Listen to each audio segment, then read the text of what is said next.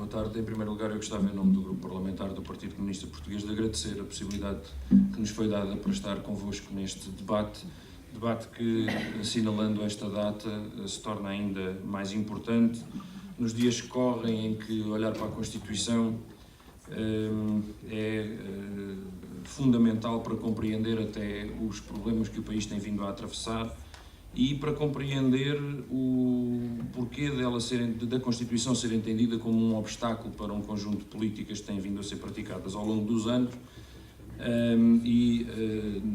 também para nela buscar as respostas para a situação que atravessamos. Muitas vezes tentamos criar a ilusão de que é preciso uma pirueta política qualquer, de que é preciso qualquer invenção, como que num passe de mágica para resolver os problemas do país, e depois, quando vamos ver, por exemplo, na área da educação, temos dois instrumentos fundamentais que, a serem cumpridos, poderiam ser precisamente a chave para grande parte dos problemas, que é a Constituição da República Portuguesa e a Lei de Bases do Sistema Educativo.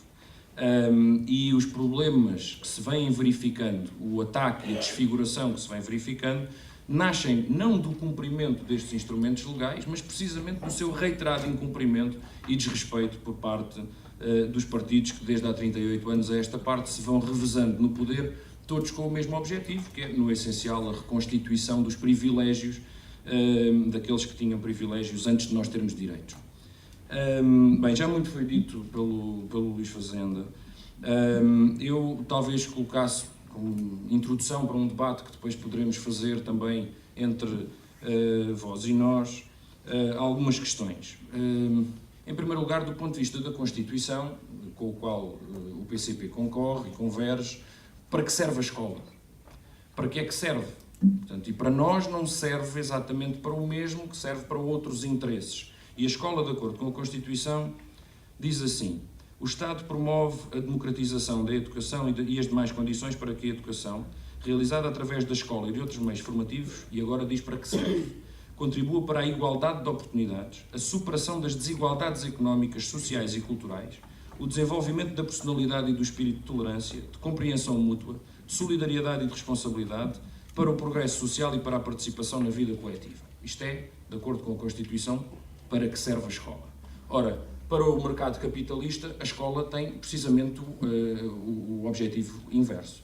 Reproduzir as assimetrias ao invés de as combater, criar as condições para reproduzir as relações sociais de exploração ao invés de criar as condições para que o homem se emancipe dessas. Portanto, nesta resposta do para que serve, há logo uma bifurcação tremenda entre o objetivo constitucional e aquele que infelizmente vem presidindo ao longo dos últimos anos, quer seja aos governos do Partido Socialista, PSD, CDS, porque no que toca à prática, variando a intensidade das políticas, elas no essencial não variam assim tanto.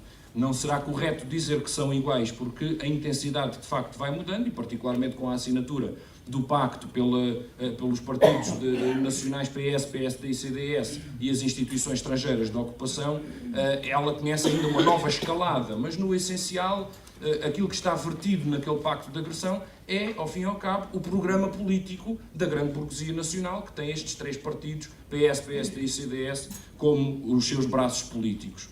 E, portanto, não há uma alteração de substância, há sim uma alteração de intensidade na aplicação. Depois, como é que o Estado realiza esta tarefa? Ou seja, servindo a escola para combater as assimetrias, aliás, eliminar as assimetrias, e mais, garantir o funcionamento da democracia. E sobre isto, acho que uma vez até num colóquio ou num debate promovido pela FENPROF, também me debrucei sobre a importância da propriedade da escola, mas já lá iremos. E depois a Constituição diz adiante. Portanto, para cumprir aqueles objetivos, como é que o Estado se comporta para garantir uma escola que sirva aqueles objetivos? Pronto, e depois, no artigo 74º da Constituição, traz todas aquelas questões que já foram aqui trazidas, da gratuitidade, da democraticidade, enfim, um conjunto de preceitos e imperativos constitucionais que não têm, de facto, vindo a ser cumpridos.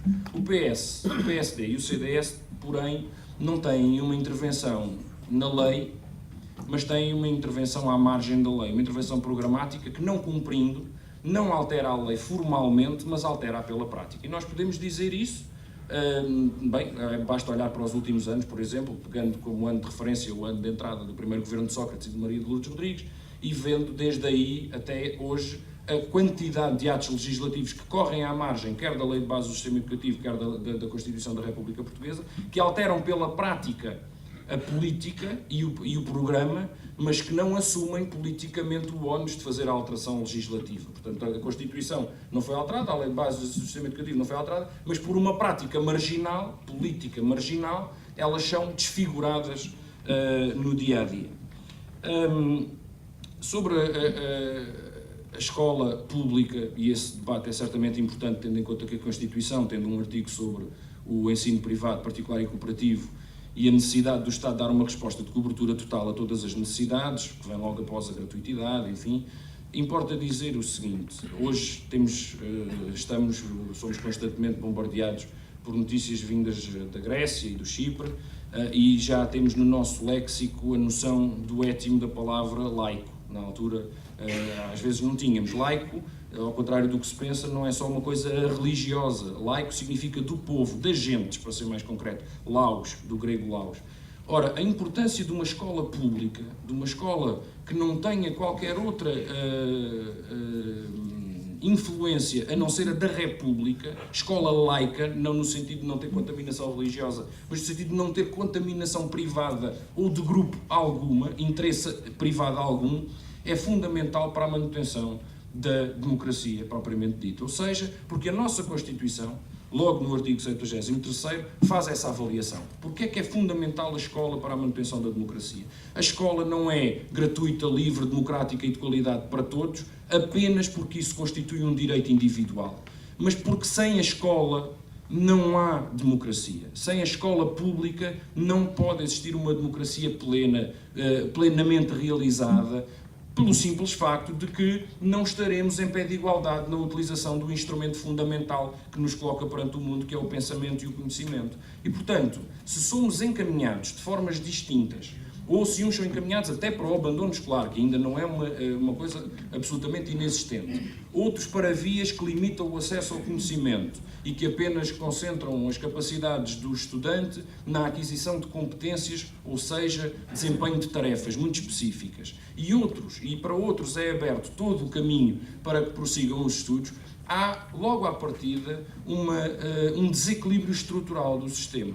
E, portanto, aquilo que a Constituição também consagra nesta matéria é que a escola pública, de qualidade, digna e para todos, é um pilar fundamental da democracia. Há várias maneiras de eliminarmos esse pilar. Uma delas é pela via do abandono, ou pelo abandono precoce, retirarmos um conjunto de estudantes e obrigá-los a ingressar no mercado de trabalho precário e mal pago o mais cedo possível. A outra é aquela que vem marchando nos últimos tempos e que nasce principalmente com uma declaração de José Sócrates, pelo menos foi quando a mim me fez mais, me pareceu mais evidente, foi quando Sócrates disse uma vez que um dos principais erros do 25 de Abril tinha sido acabar com a escola técnica e com o liceu. Portanto, eles achavam já naquela altura que era preciso reconstruir a escola dual. E isso não se ficou por aí. Maria de Lourdes Rodrigues, pouco tempo depois, disse que tinha como objetivo colocar 50% dos estudantes nas vias profissionalizantes, na altura, sob a alçada das novas oportunidades. Mais tarde, sob a alçada de Isabel Alçada, também nas novas oportunidades. E este governo, nesta matéria, quer ir ainda mais longe. Não só pretende manter os 50%, pelo menos ainda não disse que quer ir além disso, mas que não só pretende manter os 50%, como pretende escolhê-los o quanto mais jovenzinhos melhor. Portanto, a ideia de que, lá está, a escola não serve para eliminar as assimetrias sociais, mas sim para encaminhar os filhos dos trabalhadores para cumprir ordens e os filhos da grande burguesia e da burguesia para saber dar as ordens. E essa visão da escola é diferente, e eu não estou a questioná-la, não é uma questão de paixão. Eu terei a minha opinião, o CDS terá outra certamente, mas não é a que está na Constituição. Podem até estar de acordo com ela, mas não é essa que está na Constituição. E o que é certo é que se vai cavando cada vez mais um fosso entre dentro da própria escola pública, que nos faz, com alguma confiança, poder afirmar que aquilo que estamos a presenciar neste momento, e daí ser tão importante valorizar a escola pública e os imperativos constitucionais, é de facto uma desfiguração do Estado, é uma desfiguração do Estado nos seus mais diversos vetores e funções, e é também uma desfiguração do papel da escola pública, colocando-a ao serviço de interesses que não são aqueles que presidiram à redação da Constituição da República Portuguesa. E, portanto, bem pelo contrário, são coincidentes quase na íntegra com aqueles que estão previstos neste programa político, porque a Constituição da República é um programa político também, é um conjunto de normativos e é também um programa político, já foi aqui dito. Mas o Pacto de Agressão também. Professores, amigos, o Pacto de Agressão que está em cima da mesa e que foi utilizado como chancela para avançar no ataque contra todos os direitos dos portugueses, para assegurar uma aceleração no processo de acumulação capitalista. Nós estamos a ver, por exemplo, em 76, 50% da riqueza produzida pelo nosso país ficava nas mãos dos trabalhadores e os outros 50% era distribuído sob a forma de lucros, rendas e juros. Hoje, 38 anos depois de Abril, 38 anos depois de 76, 60% da riqueza nacional é concentrada sob a forma de rendas, lucros e juros e apenas 40% é distribuído como retribuição salarial, o que significa que há um processo de acumulação de capital crescente. Esta distribuição da riqueza é pior, aquela que estamos hoje a presenciar em Portugal. Felizmente há mais riqueza produzida e, portanto, não sentimos isso com a mesma degradação que se sentia. É pior que as piores dos tempos do fascismo. Portanto, isto dá para nós termos ideia do que é que também está em causa do ponto de vista da luta pelos recursos e pela riqueza. E para assegurar essa concentração, este pacto de agressão que está colocado sobre a mesa e na política nacional e que tem servido como justificativo para tudo, eu diria, não nos foi imposto. Não foi imposto aos portugueses, evidentemente, mas não foi imposto ao PS, nem ao PSD, nem ao CDS. Eles negociaram-no pronta e prestavelmente porque aquilo era precisamente o que precisavam para praticar o seu plano contra a Constituição da República Portuguesa. Porque a Constituição da República Portuguesa tem esta coisa maravilhosa de ter colocado na lei aquilo que os portugueses conquistaram com 50 anos, os 48 anos de fascismo, mais os 2 anos de governos provisórios, lutaram com as suas próprias mãos e conseguiram, pela sua própria força, fazer, verter e transpor para um documento que é, provavelmente, o mais belo documento político da nossa República. E aqueles que perderam os privilégios não toleram isso, evidentemente. Não podem tolerar, porque do lado de lá da minha escola gratuita está o privilégio de um senhor fazer dinheiro a vender escola. Porque do lado de lá do meu direito a ir para a universidade está o privilégio de apenas os ricos de terem o conhecimento.